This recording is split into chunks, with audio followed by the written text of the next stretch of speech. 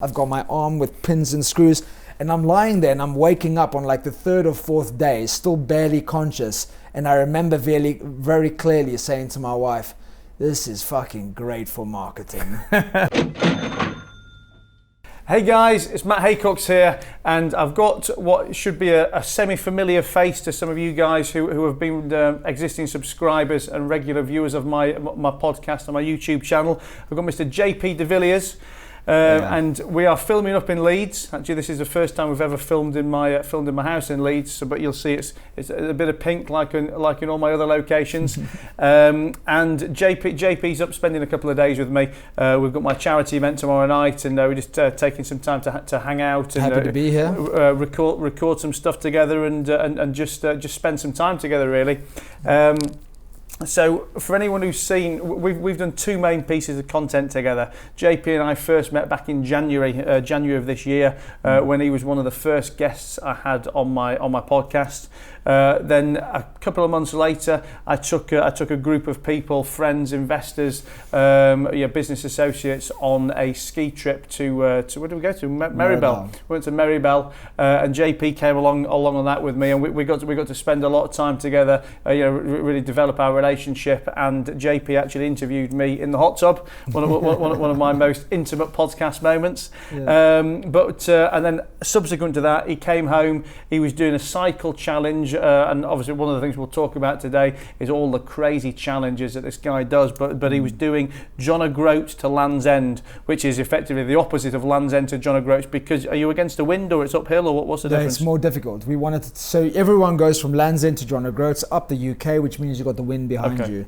But we wanted it to be a challenge, so we said, okay, why don't we do the other way around and go downwards into the wind? So as if it wasn't enough to go from Land's End to John O'Groats, he's doing it in reverse. And whilst on that journey, putting in the back end in day 8. On day 8 of what, 10 days? 10 days. So on day 8 of a 10-day journey, JP got hit by a car, and we'll go into deeper detail on it in the interview. But he got hit by a car, knocked off his bike. As good as a near-death experience as you can imagine. And how long do you spend in the intensive care? 2 weeks. So you spent 2 weeks in intensive care. Pretty much out. Completely out. Yeah. And then more time in hospital, and we are probably 6 months on from... Just short of 6 months. Short of 6 months on from that, and he's already making miraculous strides of recovery, to the point where he actually took me to the gym this morning and made me genuinely almost physically sick. In all the time I've worked out, I've never been physically sick before. Really? But yeah, really. Okay. I was literally thinking, this is my local David Lloyd. Everybody knows me here. There's no way. There is no way I can get off a bike. One of the hardest things we actually tried to do was to keep my heart rate down. And I was in such a state. He wanted me to get my heart rate from 120 down to 110. So he's saying, take the levels down and cycle slower. I was on level 1, and if my legs if my legs moved any slower, then they actually would have stopped. I couldn't get my heart rate below 118, and I'm literally thinking, I just need to puke up here. I could see a big metal bin in front of me, but I thought, no, I do not want to be known as the guy in Leeds. Also, what was funny, we started with yoga. We did a yoga warm-up, and we did it in the studio, and Matt came out of the studio, and this girl saw him that he obviously knows. He's like, I've just been doing some yoga. She went, what? Yeah, Matt is not known for his yoga moves. Downward dog has a very very different connotation in my workouts. But yeah, so listen. If you didn't know JP, you know a little bit more about him now. If you've known him from my stuff or known him from any of his stuff, I'm sure you're going to enjoy our deeper dive conversation. In terms of following you, what's your handles? Jean-Pierre de Villiers on Instagram, on Facebook, my public Facebook page. It's JPDV, my initials, Peak Performance, all one word, JPDV Peak Performance. And on Twitter, it's JPDV Global. Unfortunately, I got on social media way early, and when I realized that everything had to be my name, it was too late, and I've just tried so hard to get everything my name. But yeah, that's it. JPDV Global on Twitter. I don't really use it. Jean-Pierre de Villiers on LinkedIn, Jean-Pierre de Villiers on Instagram, and JPDV Peak Performance on Facebook. Cool. Well, let's fire away. Let's go for it. And you know, just as a slightly generic question to warm us up, and I'm only going to let him interrupt us because we both know him. But Mr. Can Summer is asking you. He says, I know that JP is very strong-minded and motivated, but how do you always stay so motivated and positive even on your bad and low days? And how do you bring yourself back up? That is a good question. Can, have you really written that yourself? That is a very good question, buddy. Okay, so it's practice. My life and my mission and my business is all about mastery. I want to help people master themselves. Now, when you get to a spiritual level, I call it altruistic mastery. Like, what's your life about? What's your business about? Why are you here? How, leave a legacy, etc. But before that, when you look at just mastering yourself, it's mental mastery and physical mastery. Now, to master anything, right? It doesn't matter, a mental, a physical, a business, or whatever. There's 3 levels of mastery. Number 1 is idea level, then practice, then nature. You have an idea, you might be inspired by a conversation with me and go, you know what, it's actually a great idea for me to get fit, but it's just an idea. It isn't until you put it into practice that you will never even reach a level near mastery. But when you practice something enough, because of that law of you get good at whatever you practice, over time, what you practice becomes your nature. Right? If you practice complaining, it will become your nature. It'll become part of your DNA. And for a very long time, Cam and everyone else, I have practiced physical and mental mastery. And actually, if you say, what do I know JP for? How does he show up in the world? It's physical and mental mastery. It's my rituals. It's my habits. So how do I do it? I still practice. It is part of my nature, but I still have to practice it every single day. This morning I got up, not because I was seeing you, but because it's my nature. I got up and I did my meditation. I wrote in my journal. I did a tiny bit of yoga because I didn't want to come to our meeting sleepy. When you write in your journal, I'm not asking a personal question, but what do you write in your journal? It is personal. I write whatever comes to me in that moment. Some people write goals. But is it like what you've done yesterday or what you want to do tomorrow? Is it just a thought? So sometimes I used to write what I'm grateful for. Now I just feel like I don't have to write that down anymore. I just go, maybe because of the accident. I just feel grateful. It's my nature. Do you go back and read it?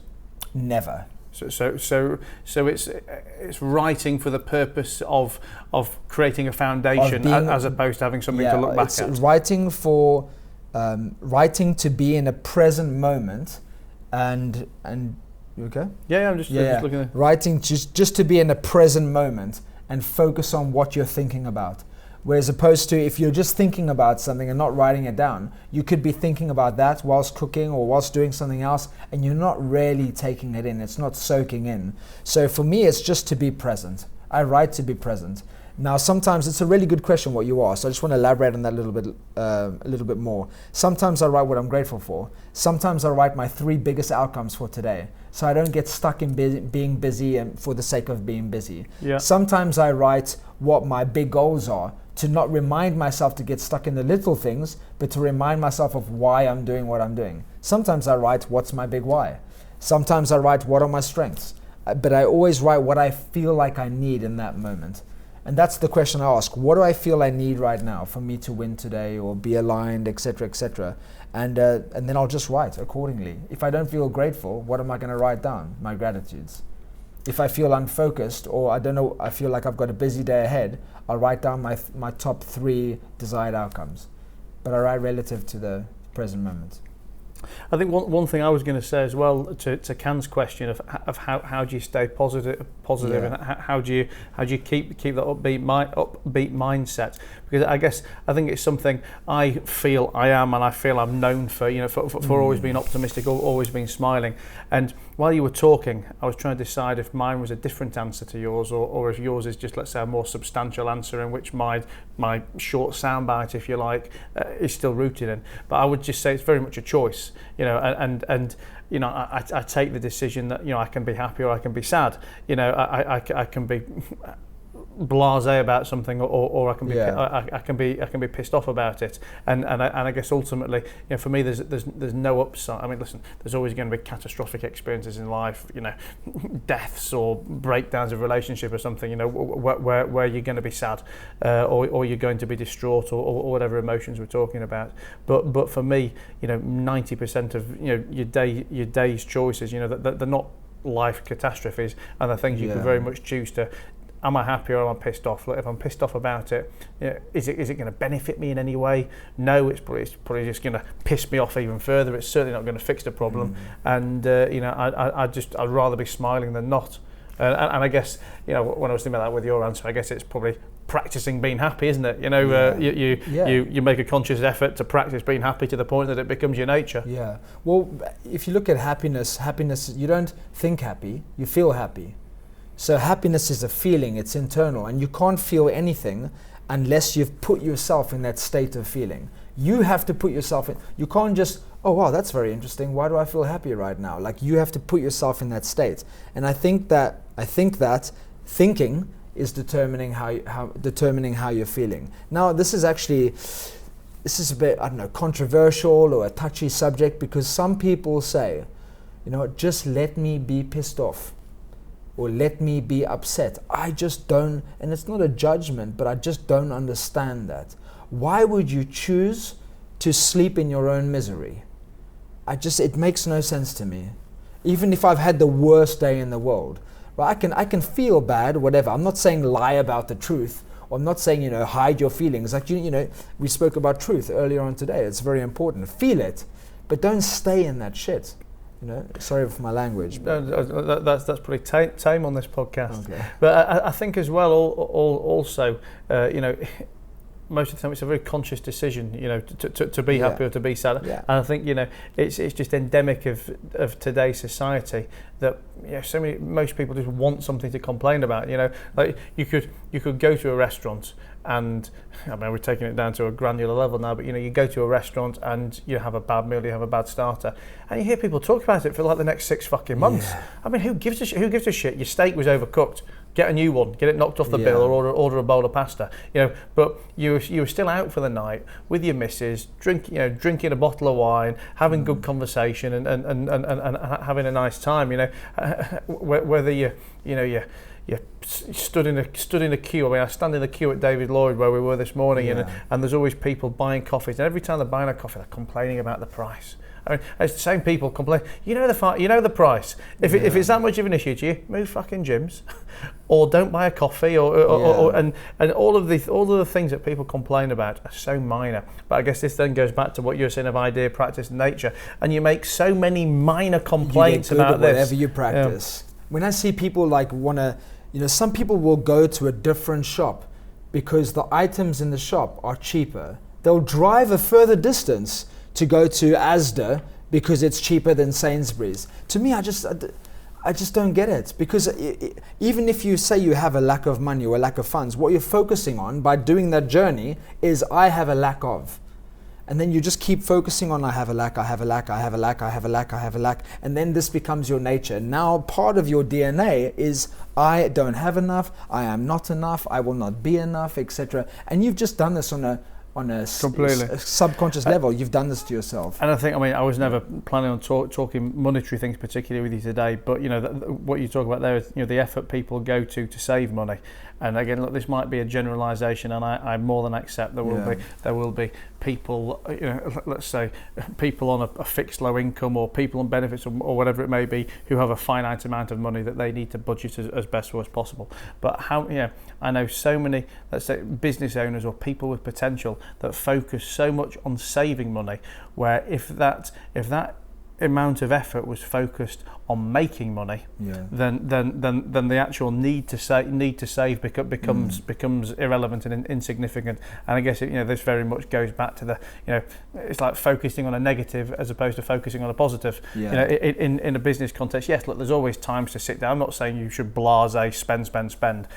There's always times to sit down in a business and see where we can cut the fat and trim the costs. But you can't make a £1 million profit from £100,000 turnover. Yeah. And if people concentrate on the top line, or people concentrate on the happiness, or whatever the equivalent analogies are, then then ultimately, I think the outcome, the business, the lifestyle, the relationship is gonna see much more benefit. Yeah. Just to before we go on to the next thing. In my speaking and coaching, I talk a lot about champions. Yes. And what makes the difference between those who win and those who lose? It's in the pursuit of going after what they win, they create powerful meanings in everything that they do. So just, to underline or to emphasize the word meaning. What keeps me so positive? It's I always do my very best. I don't even try, give myself permission to fail. I do my very best to find positive, powerful meaning in everything that I'm going through.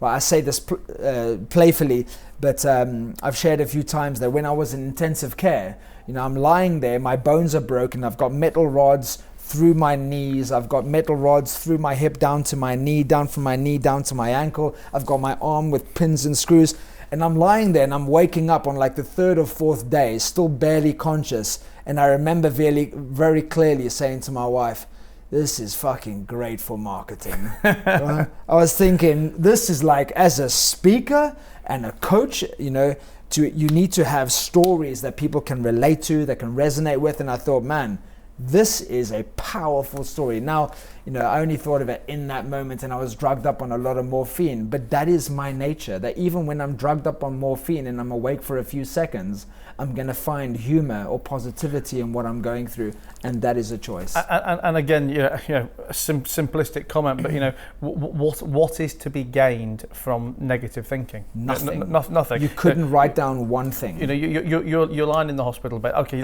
everything's terrible at that. Everything's terrible at that moment. It's going to be terrible physically, probably terrible financially, etc. But the damage is done. I mean, it is what it is. So I guess the only way to make it worse is to actually be depressed in your head at the same time as well. Because that's going to affect how you feel. That's going to affect how you act. That's going to affect what happens to you next, and then it's just a self-fulfilling prophecy. So look, we mention the accident again, just so we can, because I'm sure a lot of what we talk about going forward will be either contextualized or rooted in the accident. Can you tell us about it? Tell us how it happened. Yeah, so basically we were looking to do 1,000 miles in 10 days. We got to day 7, we were ahead of time, but we realized that looking at the miles that we had left, the team did a kind of map my route, and they realized, guys, you're going to be short of 1,000 miles. Now, there was 2 of us cycling, and we had marketed this whole charity event on 10,000 miles in 10 days. 1,000 miles in 10 days. So how could we finish it having done 970 miles? So we actually created a route, which is crazy, because everything that I went through is because we chose a new route. Randomly, and we just thought, you know what, we'll go in that direction, let's see how many miles that does for us. And what happened was, on that route we ended up going through a lot of hills in Devon, and I was just cycling, having a great time. I remember stopping at around 6 o'clock. I sent a message to my wife, today's a long day. I remember the whole day up until that point, and then I don't remember anything after that point, because at 7:10 I was going down a hill around a corner. 7 at night? 7 p.m. I was going down a hill in Devon, and the hill was very steep there. I was going down a hill, and around the corner came a car, and the rest is all basically putting evidence together, because I don't have any memory of the accident. Where was your partner at this point? Your driving partner? Often you kind of going at your own pace, and because you have to find your zone when you're doing 110 mile a day. You want to find your pace and stay in that pace. And his pedals had broken early on the day, so I put on some like BMX platform pedals, that don't clip in. And he was cycling, and then I felt like I was getting cold, and I wanted to put on my arm warmers and my leg warmers. Funny enough, these are the things that kept my limbs together. And so I stopped the team bus. I said, Callum, go ahead. I'll catch you. Stopped the team bus, put on my stuff, and got on back on the road.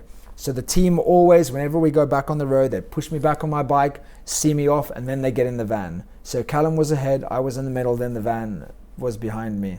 So I had the accident. Then the van came and saw me, and then they phoned Callum, and Callum came back. He was 2 minutes ahead. Okay. But basically, I was coming down a hill, and a car hit me head on. I flew about 100. First of all, my bike shattered in about 20 pieces. Maybe we can post some pictures of this in the feed again for you guys to contextualise. I mean, I've seen pictures of this bike, and the only way I've described this to people, it looks like a knife and fork that Uri Geller's had a field day on. I mean, it's just two completely fucked pieces. I mean, it doesn't even look like a bike. It doesn't look anything like a bike. Yeah. So that doesn't happen. Bikes, the forks break, or the frame breaks in half, or the top tube breaks. I've never in my life, as a cyclist, from 13 years old, I've never seen that happen to a bike. So I can't even imagine, and I've tried to imagine, right, in 6 months, as being off work. I've had a lot of time to think, and I can't imagine how hard he must have hit me. Anyway, so they don't know. Have they got a rough idea, or they? No, right. It's no. All they, I can't say, but my bike is on the car, and I smashed the windscreen and everything. So the guy's guilty, but it's an ongoing case happening right now. That's all I can say. But so I flew about 100 meters off the road down a bank, and luckily didn't go all the way down the bank because I was kind of wedged between like a metal barrier and a tree.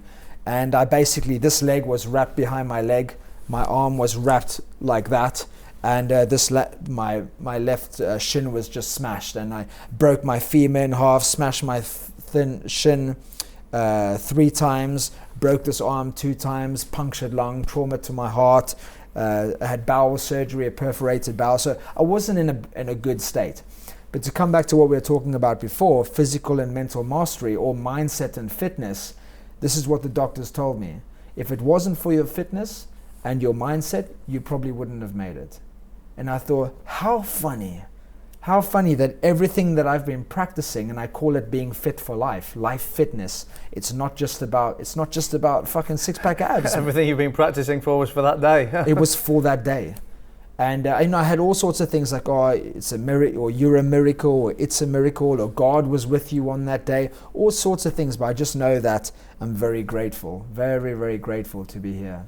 Well, obviously we talk about your fitness being one of the things that kept you alive. Yeah. But how badly and how quickly did that fitness deteriorate? When you're damaged and lying in the bed. What's so interesting is I always say this to people, that even the best performing athletes in the world, if they take a 2-week break, because professional athletes don't take breaks. They train every day, and even if they have an off day, they might do stretching or something like that. Even if they take 2 weeks off, they'll find it very difficult to be back at their best. They need like a week or 2 to get back into it. For someone that's trained every day for, I don't know, the last decade, maybe a few days off for being sick or traveling or something like that, after 2 weeks in intensive care of lying like this without moving, the amount of muscle that I lost, and I'm not a big guy, was crazy. I mean, I looked like I came out of a concentration camp, and then I spent almost 2 months in hospital. So I lost 10 kilograms. So you were in hospital for like about 10 weeks? I think 7 weeks in total, yeah. So just under, what's 2 months, 9 weeks? So a month and a half. Okay, so it must have been longer than that. 2 weeks in intensive care, then another 6 or 7 weeks in I came out, I went in May and I came out in July. So I couldn't tell you the exact date. Maybe because of the amount of morphine that I was taking. But I was in there for a long time, and I was in 2 different hospitals. I was eventually moved to a hospital closer to my home because I wasn't ready to go home, but at least it was closer so my wife could come and visit me every day. And what's been the recovery process, in terms of physical exercise or drugs or mindset, what I guess doctors told you you've got to do, and B, what have been your additions to that? So a few things, but I would say, first of all, having the right people around me. I know that's probably not what you were expecting, but for me, that's been a massive contributing factor towards my recovery. It's very easy to feel doom and gloom, to feel depressed, to feel sorry for yourself when you're on your own. I think whether it's because of you recovering from an accident or a death, or a failure in life, or something bad happening to you, if you don't surround yourself with the right people to lift you up, push you, inspire you, challenge you, it's very difficult to feel like you're failing or you're falling behind. And I've always had great people around me. I'm very, very blessed in that sense that I could reach out any single day. I could reach out to people that will push me, encourage me to keep doing the work. And that brings me to the second thing. It's in my recovery, one thing I've done very well is I do the work all the time. I was very conscious coming out of this experience that a lot of people go through a moment of trauma or a moment of failure and they carry that shit their whole life. You know, someone has an accident and 20 years later they're saying, oh, I have a bad back because of an accident, or I'm depressed because of this happened to me. And I was very aware of that, having done human behavior studying for the last almost 2 decades. So I just knew that, look, I have a choice right now, to come back to choice, to make this the worst experience or the best experience. So I went all in on making this the best experience that I can. Let's make this recovery the best recovery that you could ever have. So I went to work. I did the physio exercises. I did therapy, counseling. I went to hypnotherapy. I've got more healing planned up, like sound healing, etc. But I'm always doing the work. And I think the reason why physically I'm recovering fast is because I show up and I do the work. Some people will be given exercises, and some of you are watching this and you're knowing, this is you, or this is someone that you've known, that you've been given an exercise and you've been told to do these things and you don't do it. But I was there in the gym and doing my elastic band stuff and doing my physio exercises, and I can't tell you how many times I've had to show up for physio, or show up for the gym, or show up for to go have a sit down with someone where I don't want to do it. I'm in pain, my legs are burning, I've got nerve pain down my legs, but I just know that if I don't go and do the work, I'm not going to get better. I can't, I'm a positive guy, I'm a resilient guy, but I can't wish myself to be better. Yeah, and no one else can do it for you. I mean, no, exactly. It completely analogizes with business or fitness for non-ill people and everything else. You have to put the work in. You've got to show up. Yeah, so I just so I just keep doing that, and I even the meds, like people say, oh, you're going to be on meds forever, and be careful of the meds. Like, I'm very lucky. I've never been addicted to anything in my life, anything. If anything, I'm addicted to, living a happy, purposeful life. That's it. But I just knew I wasn't going to get addicted to all the pills that I was on. But I didn't sit there and say, oh, I'm in pain, let me keep taking the morphine. Did you reduce your own quantities of meds? Yeah. In prior to the doctors? Yeah. They expected me to be on it still. I don't take a single medication. I was going to say, that was my next question. Yeah. Have you stopped all meds Everything. now? Because I know this morning in the gym, for example, we were talking about you've got some metal rods that are still causing problems. Yeah, it was hurting, and things. yeah, because I got 3 breaks in my shin. My shin was it was a bit too much. So I did first time burpees ever today. This was my first since my accident. I don't know if I'm embarrassed to say, or again, it just shows how good this guy is. He was beating me on. He was beating me on everything. I mean, literally everything. Apparently, it's the first time he's worked out since. So my first intensity workout. I've done like slow strength training and try and get my strength back, and I lost almost 25 pounds. I lost in hospital, and like I said, I'm not a big guy, but today was my first intense workout. But to come back to what I was saying, doing the work, like where are you now? Where do you want to be or need to be? And what is the work required for you to get there? And part of that for me in my recovery was get off the medication as soon as possible. So I just, they kept saying, oh, do you need more? And I was like, no, I'm done on that. And I just kept coming off. And it wasn't easy. Right, I had a stage in September, October where I had to pump myself back full of meds because I just did it too soon. But then I went, take 1 off here, take 2 off here, take 1 off here. Like, oh no, now I'll go back and do another extra one on that day. And I just kept reading my body until it got to the end of October, and I just knew now's the time. And I just went bang, 4th of November, I just said no more medication.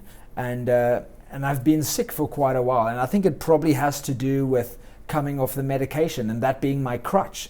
It's easy to get on, to move forward if you have a crutch, and that was my crutch. So I took it all out, and I'm very happy to say that I don't take any medication whatsoever right now. Fantastic. So I guess another absolutely unique thing that you've done recently, and that I'm sure most people watching this can't even imagine, never mind will they ever experience, is your silent meditation, monk retreat, Buddhist meditation. Yeah. Just tell me about that, or so, tell everybody else about this. So once again, if I'm going to do a recovery, I want to make it the best recovery ever, and I knew that potentially my mindset could mess me up going forward. So I wanted to get my head right. I was doing all the physical work, but I also wanted to do mental work. So I locked myself in a Buddhist meditation center where you basically live in silence. You meditate 12 hours a day. You get up at 4 a.m. in the morning, and all you do is meditate in silence. But just to interrupt, tell me what this. I mean, what is this centre? Is it like a travel lodge? Is it a house with some gardens? So it's most known as Vipassana. And Vipassana is a type of meditation where you focus on your breathing and you focus on your emotions and your everything that's going on inside you. And you do that for hours and hours and hours and hours, and then you're just focusing on what's going on inside you and you're focusing on your breath. But traditionally, Vipassana is a 10-day meditation. They do longer ones, but the traditional one that everyone knows is 10 days. But I knew that 10 days wasn't going to be enough for me, so I did an additional 6 days. And they just happened to be 1 day apart. Okay. So I did 6 days. I then traveled from Devon across to the eastern side of the UK, to Suffolk, I think that's what it's called. And then I did another 10 days. So, and basically, yeah, it's based on Buddhist teaching. It's not a Buddhism thing. It's just Buddhist teaching. So you're learning the Buddhist way of meditation and Vipassana, and it's taught by the gentleman that basically made this meditation famous and took it out of India. His name's S.N. Goenka. So you're learning from him, you're watching videos from him back in the 90s. Unfortunately, he's passed away now. But you're meditating all day and you're learning about meditation. But you're watching these videos during the meditating day? No. So every day, every evening, there's a lesson. Okay. So you're meditating all day, and then you do a lesson at the end, and then you meditate just after that around 9 o'clock, do a short meditation, and then you go to sleep. So we were talking about this at the gym this morning off camera, so I guess I know some of these questions, but again, just to really explain how silent and deep this is. So obviously no telephones, no contact. For the first 6 days that JP was in there, he was in there with his wife as well. And I mean, to many of us, this might be a blessing, but they weren't allowed to speak to each other either. There's obviously no telephones, no communication whatsoever. You can't gesture to people, so you thank you, no smiling, nothing. But also, you're not even allowed a pen or a pencil. Initially, when he was talking to me about it, I kind of thought, you know what, I wouldn't mind 2 or 3 days of time out with no telephones, with no distractions, and I can actually sit down and read a book and make some notes for my business and for my future, etc. But no books, no pens, no notes. I mean, literally nothing. So I mean, enjoyable, horrendous. Different feelings on different days. I would say at times it was both to the extreme. So sometimes it was extremely enjoyable, and sometimes it was extreme misery, because you have the worst thoughts coming to you, and they tell you going into it that on day 2 you're going to feel like this, on day 6 you're going to feel like hell. And afterwards, when they break noble silence, as they call it, on the final day, and you actually can talk to everyone around you that's been in the same experience, everyone starts sharing their experience. And half of the people in my dorm were like, man, day 6 for me. One guy was like, I wanted to take my life. Like, it's seriously dark. I just got visions of all you guys like, you know what, I've been meaning to ask you this for 10 days, I had something to ask you, but I fucking forgot what it was. There's one guy that he would, when we'd go for a walk, and we'd have a break after every meal for a few minutes, and you'd go for a walk. I wanted to tell you had food in your teeth, but that was 9 days ago, mate. No, this guy would just, he would be like this, he'd pass me a little smile and be like, hi mate, very, very quickly, hi. And I just thought, oh, he's like a very sweet, Englishman, whatever. He looked like in his 40s, and I don't know. I just had this picture of him, and then when he opened his mouth, I was like, on the last day, I was like, "Hey man, how you doing?" He goes, "Hey, I'm alright, pal. How are you?" I was not expecting that. Yeah, so yeah, definitely don't judge a book. Yeah. And what were some of the stories of the other people who were in there with you? Why did they end up going in there? So what's very interesting, and I want to keep sharing this for many, many years to come. A lot of people that were there on that meditation, or they had been to previous meditation, like immersion experiences like that, because they have suffered with trauma or addiction of some kind, some bad experience in their life, and it's actually saved them. A lot of the people, I would say even, two-fifths, or maybe not half, just under half of the people were brought there because they have suffered with trauma or addiction or some kind of misery or suffering, or because they knew someone else that had, and they'd changed their life, and as a result of that they thought, wow, this is obviously very powerful, let me go. Because all our suffering is either in the past or the present, in the future. Yeah. If we're sitting here right now and you don't think about anything outside of this room, right? You can't even think about your daughter because she's not here right now. Right? You can't think of anything outside of this room, past or future. Then all that's left is the present. And in the present, even if you had, let's say, cancer or bankruptcy or something going on in this room right now in the present, it's not a problem. It's only a problem if you think 1 minute ahead in your future. Okay. Does that make sense? Yeah. So meditation and doing it like this, it removes everything from the past and everything from the present. And you can only I keep saying the present, everything in the future. So the only thing that exists is the present.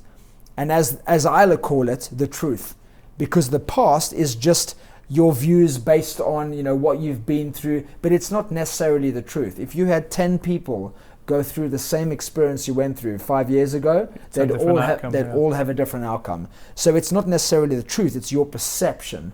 And the future hasn't obviously happened. So, when thinking of overwhelm and anxiety and all that stuff, it's just lies. So all that's left is the truth, and that's what's going on right now in this current moment. And that's why you can't write.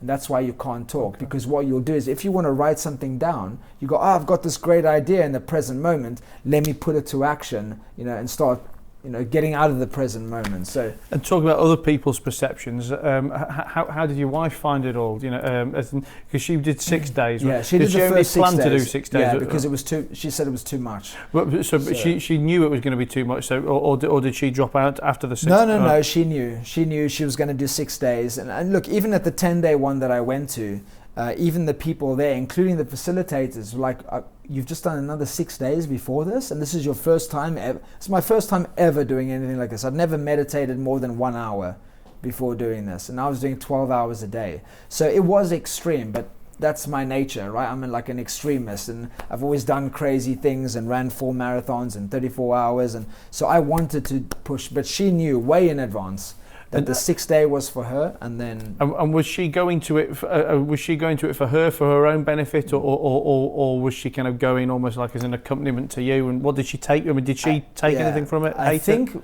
because obviously we spend so much time together, she very much knows what I know in terms of personal development and investing in yourself and the importance of meditation and spending time on your own. She was interested, and because I was going, she thought, "Oh, I'll come with you."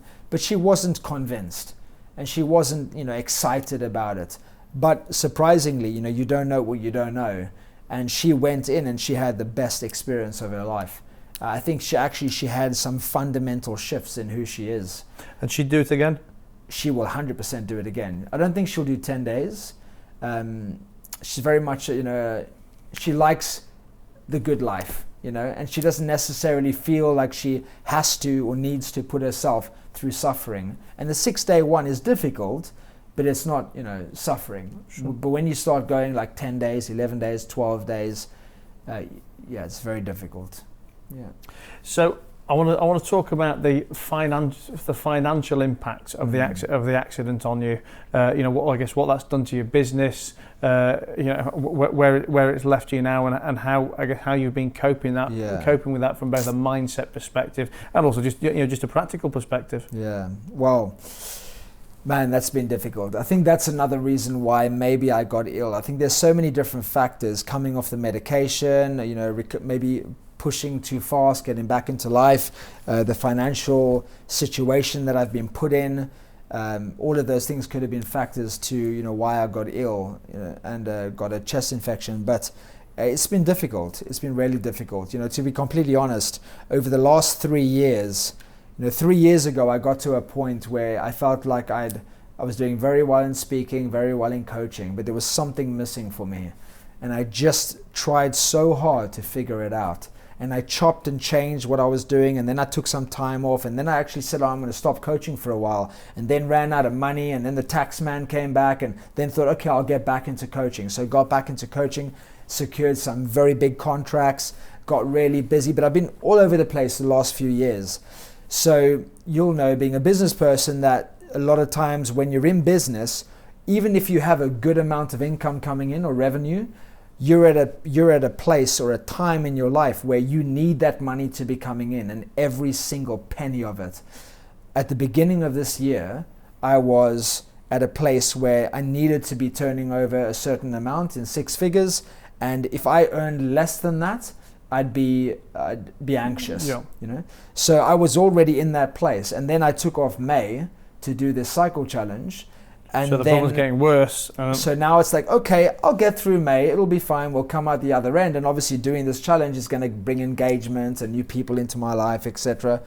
And then literally my ability to earn money, and I'm the only money maker, not only in my business, but in my whole family, dropped to 0. So all my ability to earn money dropped to 0. Not only that, but when people come and work with me, they pay up front, whether coaching or speaking or whatever. I had to issue refunds to people as well. I'm not going to go into that, but it just is what it is. And on top of that, because of what I'd been through recently, I had HMRC, her Royal Majesty's officers on my door saying that you owe us a lot of tax and VAT. Now I have 2 businesses and also personal tax. So 5 different, HMRC payments to make. And I'm very, very grateful that there was a fundraising thing done for me. People raised some money on GoFundMe, and I think it was about 30,000, and that was really nice. How well did you know some? I mean, was most of this money come some of the people I've never met in my life before? Still have it as an action to get back to a lot of the people on that list. Have you actually quantified, and from percentage terms, how much of the money came from people that you genuinely had no involvement, no relationship whatsoever? No, because there's 600 donations. Okay. 600 donations. Some of them were $10, and some of them were, a couple of grand. But that I was very grateful for that, because it did help me with what I had to go through. But with I have people to support. I have 2 team members. I've managed to keep everyone. I've not lost anyone, and I'm still above water. But I'm at a point now, and I'm not afraid to share it, where I've got nothing left, and that's crazy. I've never shared that before, ever. And actually, it was in me sharing that and being so honest and open about that situation, financial situation, because I'm always honest with other stuff. It was inspired by you. Yeah. Seeing it in another video where, and hanging out with you and your honesty and your truth and not vulnerability, because I don't think it's vulnerable, but your openness. So I'm just I am where I am right now, and it's just the accident, but I'm not defeated. And tell me one of the things. I mean, I said it on the podcast before, and I know I talk about it a lot, and I know you're very much from the same mindset of that. You only regret the things you don't do, not the things you do. Yeah. But on this one specific thing, do you regret doing the cycle that time? Absolutely not. It's the best thing that ever happened to me in my life. It's the best thing that ever happened to me in my life. And whether that's the truth or not, I choose to make it my truth. Well, I think that's the important thing. Whether or not it is the truth, you genuinely, you're not saying it for effect. You genuinely believe it, because I guess otherwise, if you're going to regret it, it's just going to eat you up and consume you, and you're going to be spending your life wanting to hunt down the guy that hit you, and doing actually nothing tangible towards sorting out your financial situation, sorting out your happiness, rebuilding your relationship with people. There's so many different reasons why it's the best thing that's ever happened to me, but a few have been, I've chased my whole life. I had an upbringing, it wasn't the worst upbringing, and I have a family that loved me very much, but I had an upbringing where I was running to get away from that life. I wanted to have more success, more money, more acceptance even. I was bullied throughout every year of school. So I spent my whole upbringing, teenage years, working on every single school holiday, throughout my 20s, just chasing. And when I was lying in hospital, I thought, wow, all of that chasing got me wedged between a barrier and a tree. Even, if I had passed away or died on that day, what would have been a regret for me? Because I'm all about living without regret. It would have been just not slowing down a little bit to just breathe a little bit. So I would have never learned that lesson, I don't think, until I wouldn't have learned that lesson if I didn't have that accident. The major thing for me though has been, and once again, I've never shared this with anyone, I don't think, ever, not even in a one-to-one environment. I think the only person that knows this is my wife and maybe a handful of very close people in my life. I have done coaching and speaking for a very long time, and I've started to go in the corporate world, and I went in and out of corporate and the sales team and talking about leadership. But when I was lying in hospital, I was thinking about, right, if I had died, because if certain things had been different, even if I was shorter, I flew over the car because I'm 6'3" and my bike's very high. What happens if I was shorter? I would have gone through the damn car. Anyway, because I don't remember the accident, I wouldn't even have known that I died. It just would have been I was cycling and then my existence ended. So I looked a lot at my life and what I was doing and also what I wasn't doing. And for the last 2 or 3 years, like I said, I've been looking for a way to find more fulfillment in what I'm doing. And I couldn't figure it out. And all I knew was I was coaching and speaking, but it was very businessy. And I'm very much an altruist, and I'm very much a heart-led leader, right? I have hearts on my chest. I have the word love. Like, I'm all about love. I'm in love with love, being in love and loving people and seeing love in the world. Like, I cry for every, anything that's emotional in the movie. Anytime I see someone following their dreams, like, I'm emotional because I'm just, that's who I am. So I looked at my life. It's very businessy, and I thought, I'm a heart-centered leader. What am I doing? Like, I'm doing B2B stuff, I'm doing personal development stuff, but I'm not actually making an impact in the way that I know that I can. And I've been trying to figure out, how can I do that? How can I do that? How can I do that? And then by doing this physical challenge and all the love that poured to me from all over the world, celebrities, people I didn't even know, and the funds and the articles in the Daily Mail and the Devon News and Cycling Weekly, I thought, shit, man, I'm already having an impact in the world. And my most impactful moment in my life came from me going through a challenge. And how I'm going to face this challenge is how I inspire people. And then I thought, man, me being an athlete is the one thing it's the only thing in my life that's ever been a constant. From the time I was a young boy, I knew I wanted to be an athlete. There were times when I wanted to be a performer, right? It's probably why I'm a speaker. I remember, recording play stop in my house when I was a kid, writing down lyrics and like rapping and singing, and I can sing Boys to Men until the cows come home. I did Vanilla Ice at the school talent competition. Right, when I was 11. Listen, I stuck with the brand new invention, something. I was about to do it, but I can't follow that now. Okay, so what was interesting, it's just the most beautiful moment in my life. Even though it's difficult, I just laid in hospital and I was like, man, the only thing that has ever been a constant in my life is I just want to be an athlete. But you know why I never did it full time? Because I grew up poor. At least in my mind, I was poor, and I wanted to have a significant life of impact, a significant life of influence. And that's why I kept doing other things that I was good at. I'm good at speaking, I'm good at coaching. But I realized in hospital that, man, you know what? I've got to go all in on this athlete thing. I know that if I just keep doing challenges, because people introduced me on stage as the ultra marathon runner, the guy that, you know, ran this or did that or carried 30 pounds on his backpack and, you know, ran a marathon in a bit. I thought people are already talking about me being that person. What happens if I just went all in on that? And then I watched this documentary in hospital on Formula One. It was called Drive to Survive. And I realized watching the Formula One that actually the whole Formula One... Oh, this is a thing on Netflix, right? Yeah, the whole thing on Formula One is because of sponsorship. Even Mercedes, right? The world champion Lewis Hamilton, Mercedes doesn't exist without sponsors.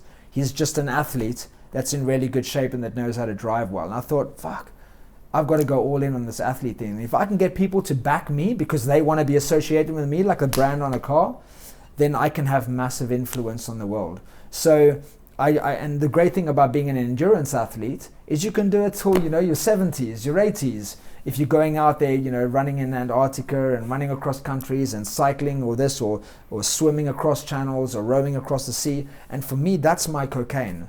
That's for me. I will do that every single day, all day long. I've gone on a bit now, but that for me, I wouldn't have committed to this if I didn't have this accident. Or maybe I wouldn't have committed to this. And I've already secured 2 sponsors. I'm grateful that Matt's become a sponsor or you become a sponsor of mine. But yeah, I want to keep coaching and speaking, but I don't want to be defined as the best coach in the world. I couldn't give a shit. I don't want to be defined as the best speaker in the world. I want to be defined as this guy that is an insane role model for human beings. And not only is he an organizational leader, he's a heart-centered, inspirational leader, and he creates ripples wherever he goes, teaching and inspiring and influencing people to be better leaders themselves. And I just think I can do that through sport. I mean, I don't think anyone watching this or anyone who knows you is in any doubt that, you know, you already are that person. You know, and I guess now it's now the challenge is, you know, to get those sponsors to, you know, to put the financial backing behind you, to make sure that your audience can grow and the rest of the world can see what we already do. Yeah, looking forward to it, man. That's what my 2020 is going to be about. So just something a little more light-hearted conversation, if you like. Now. Yeah, it got quite intense there. Sorry.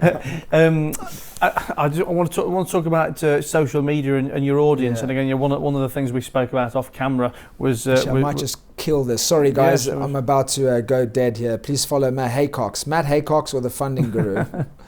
One of the things that we spoke about off camera to do with social media was something that Chris Taylor, who I did a live stream with last week, said, which is that your content doesn't get you your followers, your content keeps your followers. So good. And effectively, follower growth, or certainly material follower growth, comes from collaborations, partnerships, you know, being given an audience or a platform for whatever reason. And as you said, you had a lot of support from people all around the world, in particular celebrities sharing your story, which took you from, I don't know, 8 to 10 to 20,000 plus Instagram followers. Yeah, so I got loads of followers on Facebook, close to, I think, like 250,000 followers on Facebook. But on Instagram, I had like 10,000. And actually, it's because of you that I was connected to Ashley, and Ashley's wife, Dawn, said, you know what? I'm going to share this guy's story. He deserves it. And she then shared it. She asked a few of her friends to share it and her daughter. And within 24 hours, I went from 10,000 followers or fans. I hate the word followers. Like, I'm not the fucking messiah. You know what I mean? Like, I guess following what you're doing. But I went from 10,000 to like 23,000 in 24 hours. That's the power of collaboration, man. And how much do you know about that audience? So I guess my second question was going to be, since the accident and where you're up to now, you know, how much has your audience changed? You know, is it more engaged? You know, and I guess your content is the same content pretty much that it was before. You know, these people kind of came to you because Dawn or Gemma or someone says, go and follow this guy, but they weren't people who would naturally be your audience. Yeah. I mean, have you got interaction from them? Do you think you can make them JP converts, or are these vanity metrics that that it's important for people to understand? So I would say my engagement hasn't gone up that much. I mean, in the beginning, it went up very high because everyone wanted to see my recovery. We were documenting the whole thing. We were showing me first time on crutches, first time out of the bed, first time walking without crutches, etc. So everyone loves, you know what? People just love vulnerability, you know, and it's kind of, yeah, it's weird because, you know, I'm not a vulnerable guy. So when I go out there, and myself and my wife talk about this all the time, I'm like this resilient, you know, like go, superhuman being guy. And people don't necessarily want to see that. But they want to see you vulnerable. They want to see you broken. Well, I think as well we can substitute the word vulnerable for transparent or honest, or you know, or you know, people want to see real people, don't they? And I guess on the one hand, as inspiring as all the challenges and stuff that you do are, they're also, you know, completely unattainable to the man on the street as well. And that's why these conversations are so important. Because people can now see behind the curtain. People now are watching this from your audience and maybe know me, or my own audience, are going, shit, I had no idea JP was thinking that, or going through this, or has experienced this in this way. So it's very important to have these honest, open conversations. But look, a lot of my followers that came to me, it was people did it because they really love whoever said you should follow this guy. And then obviously or about a quarter of them, after they've done their, you know, I followed this guy for a month, they're like, okay, I'm going to unfollow him now, you know. And a lot of it was female, you know, and I'm quite hardcore on my style. But I would say I had 50-50 female and male followers. But my engagement has definitely gone up. My inspiration, and I say this with humility, but my inspiration, my ability to inspire has gone up. And I'll summarize it like this. I've had this comment come to me a few times since the accident. Wow, JP, you were inspiring before, but now you're just on another level. So like my story, not me, nothing's changed about me. I'm the same person. But having gone through what I've gone through, I now have an ability to influence more people. And that's been my whole goal, like from the beginning. I want to influence people to be better, to be happier, to be more fulfilled, to go after what they want, to not live according to their excuses. And it's all just talk, you know. But the more you have behind you to say, wow, look, this is what I've been through, this is what I've been through, you can do it too, that makes me a more powerful influencer. So I don't regret at all what I've been through. I regret that the person was driving when they were whatever, you know. And I mean, obviously, I think it would be crazy to say that you're happy it happened. I mean, I'm sure you'd rather it didn't happen. But I get you with the with the no regret over the actual situation. I'm just not. If I had a choice, I would still have it happen. But I say that because you were just saying you regret the guy was driving at that time. Yes, maybe regret's not the right word, but I wish that he wasn't driving. You know, not for me, for other people. He shouldn't have been on the road. That's why I regret that he was on the road. Because if it wasn't me, it could have been someone else. You know, I mean, he kept driving. It was a hit and run. You know, he could have hit someone else. I don't know. But I honestly, just when you said that, I was like, you know what? If I could, no, I wouldn't take it back. I really wouldn't. And that's not I want to sound cool on social media. It changed so much about me, about how I think, about what's urgent and a priority to me, that I just can't go back now. I can't, you know, so. So one final thing before we go to, I want to talk about, and we started to touch on this in the car when we were driving here earlier, is I guess about coaching and how you coach and how your clients behave or how you try and interact with them, because I'm sure, you know, for most people watching this, you know, they may know of coaches or hear about what it is, but have certainly never experienced it for themselves. And I guess also it's very interesting, you know, to understand how CEOs and people who are already, let's say, decent performers or wealthy people, etc., who want to take themselves to the next level, how they get coached and told what to do. You know, these are people who are typically accountable to no one, you know, who live by their own rules, but I guess they have to then live by your rules to be able to make themselves better and achieve what they want. You know, how does your process work with them? So obviously it's at that level, it's very bespoke, and it has to be.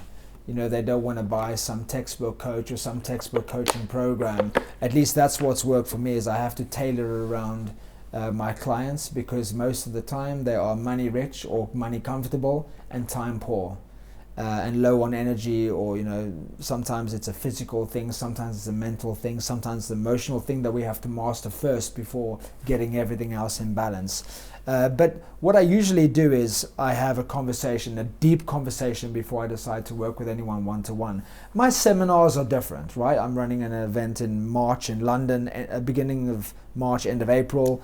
You just come to that and I coach you, and I will coach you, and I'll pull you out, and I'm very intuitive. I can pick up on things very easily. Sometimes people think they're coming there for one thing, and I'll point out very quickly that they're there for something else. But in the one-to-one context, I'll have a conversation with someone to truly find out, number one, who they are, number two, why they've approached me, and number three, if I can actually help them.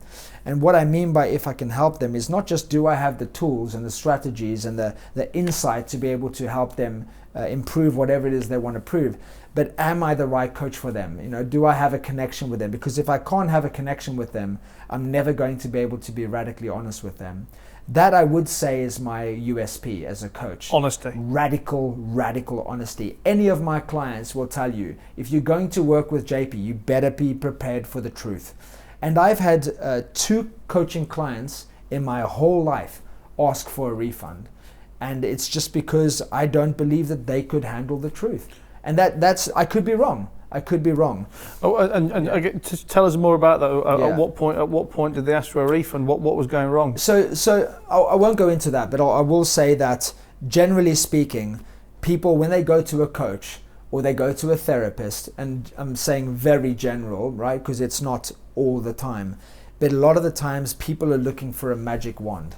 Or people go to we've both been to seminars. People go to a seminar and they want a magic wand.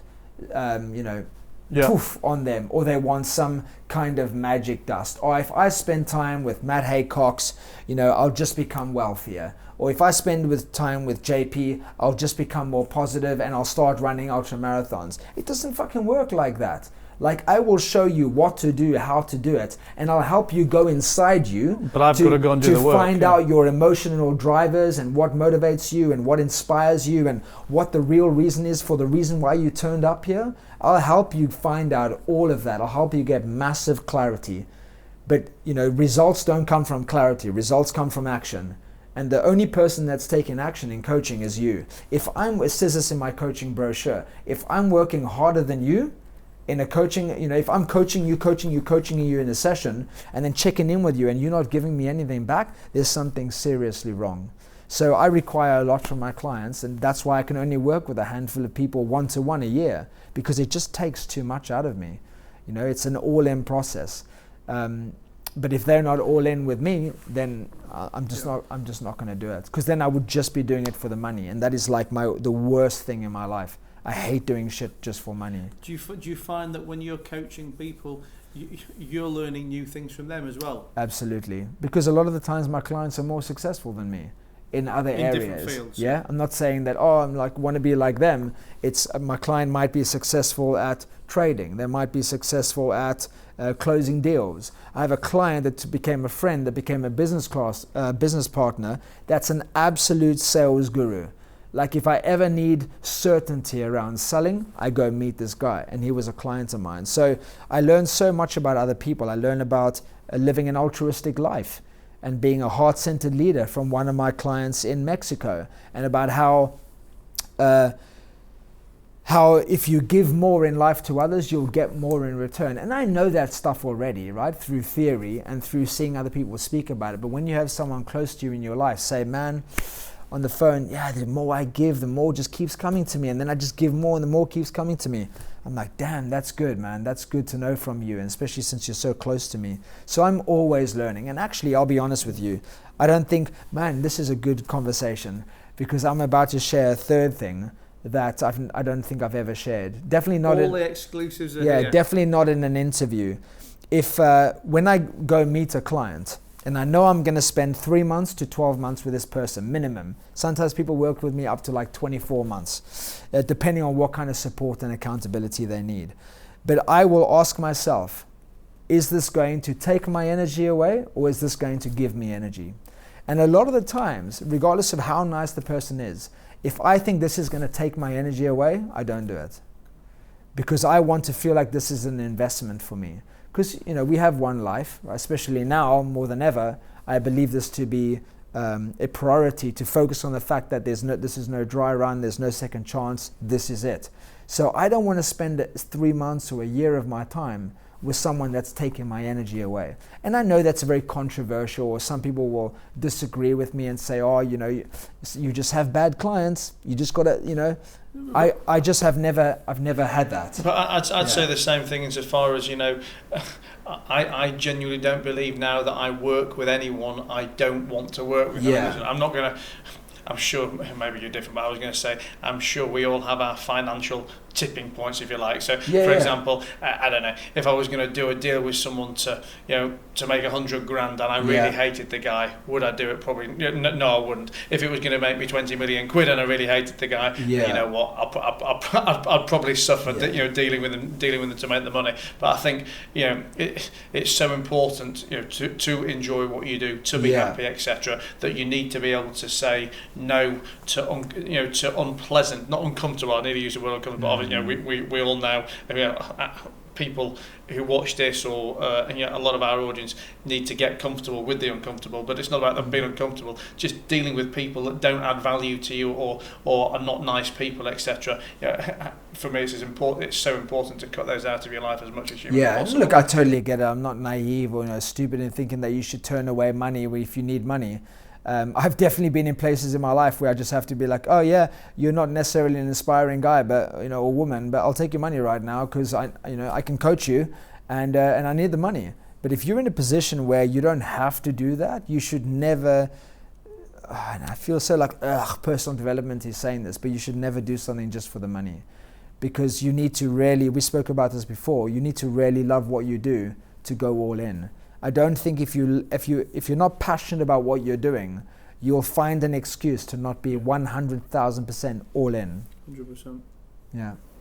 Well, I think that's a nice point to finish on. Really, we're going to wrap it up now anyway. But I think that's a great soundbite to end on. And it's been great to chat again on camera. Obviously, as we said at the beginning of this, we're 9-10 months into our relationship, and so glad we met on the original podcast. Yeah. Even though I didn't know your name, nor had any clothes on, but it's been a great. He met me in a towel. But it's been a great friendship, and hopefully mutually beneficial from a mind and growth and friendship perspective. So long may the next 9 months become the next 9 years, buddy. Yeah, awesome. I look forward to it, man. All right. Thanks for having me back on your show. No problem. Really I'm looking forward to seeing you for another couple of days. Cheers, man.